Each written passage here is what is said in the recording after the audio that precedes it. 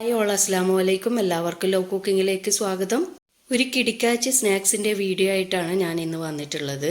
സംഭവം സൂപ്പറായിരുന്നു, നല്ല ടേസ്റ്റ് ഉണ്ടായിരുന്നു. നല്ല ക്രിസ്പിയും നല്ല ടേസ്റ്റിയും ആയിട്ടുള്ള ഒരു സ്നാക്ക് തന്നെയാണ്.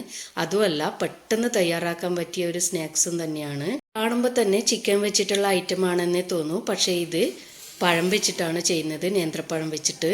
പഴം ഇതുപോലെ ഫിംഗേഴ്സായി കട്ട് ചെയ്തെടുത്തിട്ടുണ്ട്. ഇനി ഒരു ബൗൾ എടുത്ത് അതിലേക്ക് ഒരു 1/4 കപ്പ് മൈദ ചേർത്ത് കൊടുക്കാം. ആവശ്യത്തിനുള്ള ഉപ്പും 2 ടീസ്പൂൺ ചില്ലി ഫ്ലെക്സും ചേർത്ത് കൊടുക്കുന്നുണ്ട്. 1 കപ്പ് വെള്ളവും ഒഴിച്ച് നല്ലൊരു ബാറ്ററാക്കി എടുക്കാം.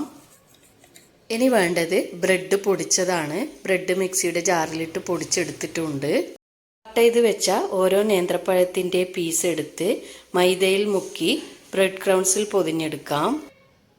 ഇതുപോലെ തന്നെ എല്ലാ പീസ് നേന്ത്രപ്പഴവും ചെയ്തെടുത്തിട്ടുണ്ട്. ഇനി ചൂടായ എണ്ണയിലിട്ട് ഫ്രൈ ചെയ്തെടുക്കാം. ഞാനിത് ഫസ്റ്റ് ടൈം ഉണ്ടാക്കിയപ്പോൾ ചില്ലി ഫ്ലെക്സ് ഒന്നും ചേർത്തിട്ടുണ്ടായിട്ടില്ല.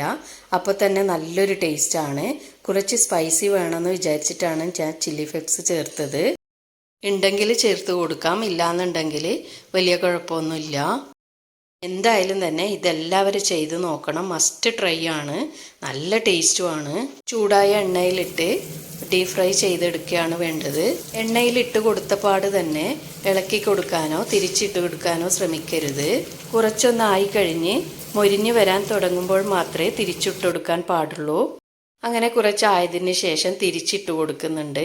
ഇനി നല്ല ക്രിസ്പി ആയി കിട്ടുന്നവരെ ഒന്ന് മീഡിയം ഫ്ലെയിമിൽ വെച്ച് കൊടുത്ത് ഫ്രൈ ചെയ്തെടുക്കാം.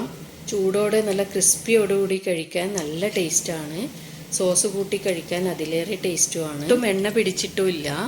എല്ലാവരും തന്നെ ചൂട് ചായക്കൊപ്പം വൈകുന്നേരങ്ങളിൽ കഴിക്കുവാനും ഗസ്റ്റൊക്കെ വരുമ്പോൾ ഉണ്ടാക്കി സ്റ്റാർ ആവാനും പറ്റിയ ഒരു സ്നാക്ക് തന്നെയാണ്. എല്ലാവരും ട്രൈ ചെയ്ത് ഉണ്ടാക്കി നോക്കി ഫീഡ്ബാക്ക് അറിയിക്കണം. വീഡിയോ ഇഷ്ടമായാൽ ലൈക്ക് ചെയ്യണം, ഷെയർ ചെയ്യണം, സബ്സ്ക്രൈബ് കൂടി ചെയ്യണം.